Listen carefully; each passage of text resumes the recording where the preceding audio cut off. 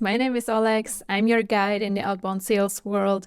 And I know that a lot of you are right now in the planning phase. You're probably finalizing your 2026 plans and budgets. And if outbound sales is part of your strategy, you definitely need to hear this. I run a cold outreach agency for over 5 years now, and when you do outbound for a lot of different companies and different industries, you got to do a lot of testing. And today I'd like to share what has been working in 2025 and what didn't, so that you can generate sales for your business proactively. So today I'm breaking down the trends from 2025 that should shape your plans for 2026 and how to actually budget for it.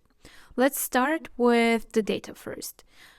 Most people and even most agencies, to be honest, are using Apollo and LinkedIn Sales Navigator, which means everyone is just hitting the same prospects with the same data, with the same signals, oftentimes with the same offers.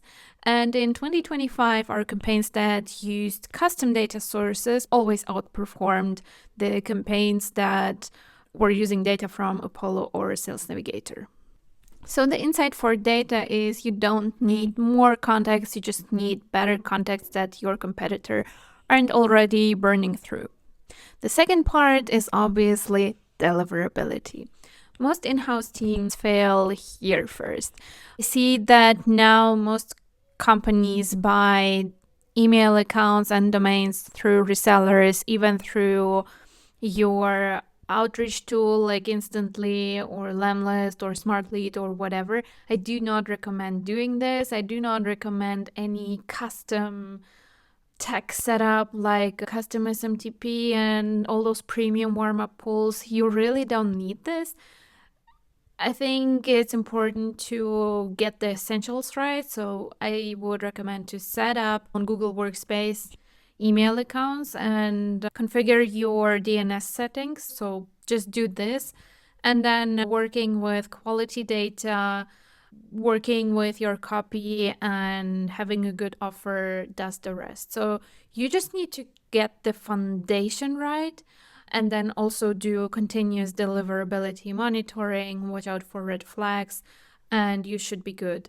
We have tested a lot of different tech things, premium warm-up pools, custom setups, servers, and so on. It doesn't really mean that much. I do have to say, though, that if more than 90% of your target audience are Microsoft users, you need a different infrastructure setup. Microsoft to Microsoft deliverability requires its own approach. All right, the third one, I think also quite obvious, AI. AI is used everywhere, but AI is a tool and not a strategies. I'm really not a big fan of fully AI curated campaigns. Why? Because they are very generic. The personalization is terrible. Prospects can smell it immediately.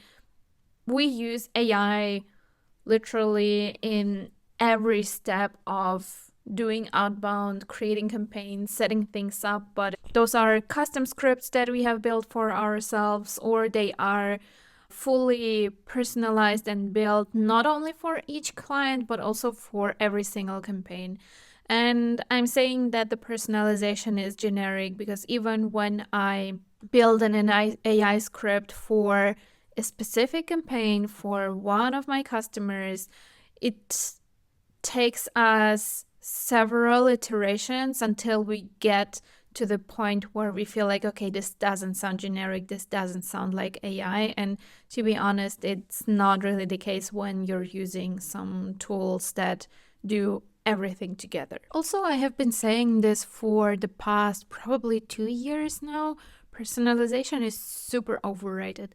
Like if you say, I saw you posted about X, it doesn't work anymore. And to be honest, it didn't work as well as people are describing it on LinkedIn. I think the relevance is key, the timing is key, and then this would be my next point. If you use creative copy, it outperforms personalization like 100%. What I mean by that, most people are actually afraid of being bold, being very human and personal, but the customers that give us the green light to be creative with their copies, and to be honest, most customers give us their green light, but when they see the copy, a lot of them back out again. We see definitely much higher response rates in comparison to like a business focused approach. To give you an example, you know that if you go to an event and you use Outbound to book meetings before the conference or whatever event you're attending, and then we also do post-event outreach when we reach out saying something like, hey, yeah, we didn't get to meet, but do you want to grab a coffee or meet online?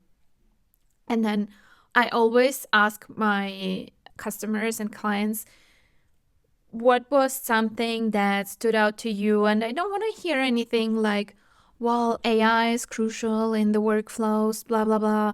I want to hear something like, wow, the queue to the bar was insane. And did you see the prices for the water? Something like this. It is super important. I can talk about this for hours because your goal with Outbound is not to sell immediately. You're not going to sell something through cold email. Your goal is to build a relation, and this is what builds the relation. This is what's going to put a smile on their face. This is what's going to stay in their minds. And whenever they have the need, they will think of you. They won't think about someone who wanted to sound very smart. So I think those are the things that stood out to me this year. Let's quickly recap. One is using different data sources. Second, it's the deliverability setup.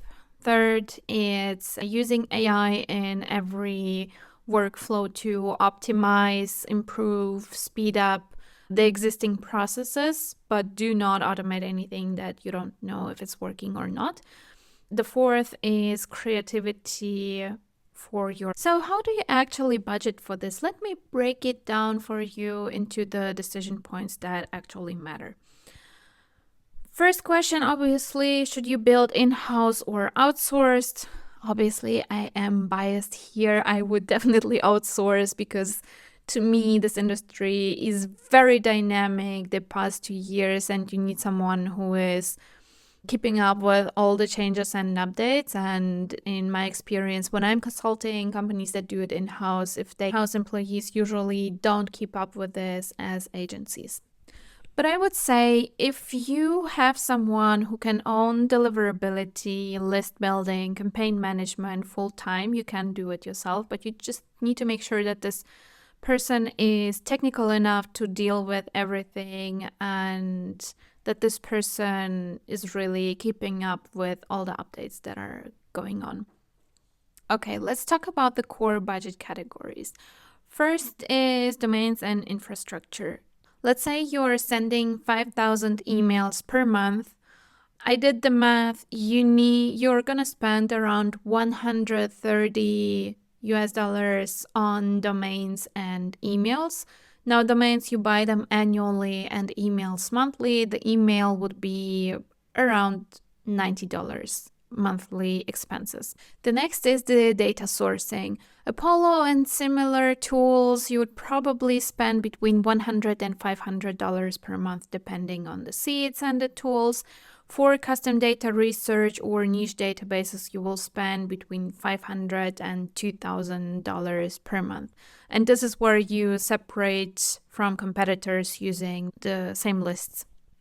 As for the tool stack, you're going to use an email sender like Lamlist or Instantly or SmartLead or Woodpecker, ranging between $100 and $300 per month.